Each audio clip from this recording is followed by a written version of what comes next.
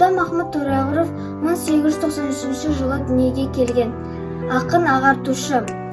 1912 жылы ауылда өседі. Әкесінің молдалардан сабақ алып хат таниды.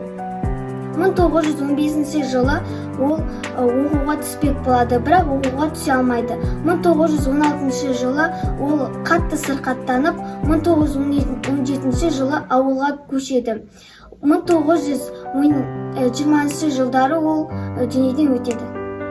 Сұлтанмахмұт Торайғыров арманым. Барлық адам баласы өзіндей көрсе өзгені, озбырлық өшіп қарасы өзімшілдік өлгені.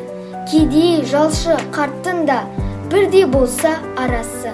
Шын әділет таптың ба, теңеліп қолдың саласы. Әлемдегі ғаламат игілікке арналса, өнері ортақ азамат еңбекке ғана арналса. Оқу, білім, өркеймек, елге егіп пайдасын.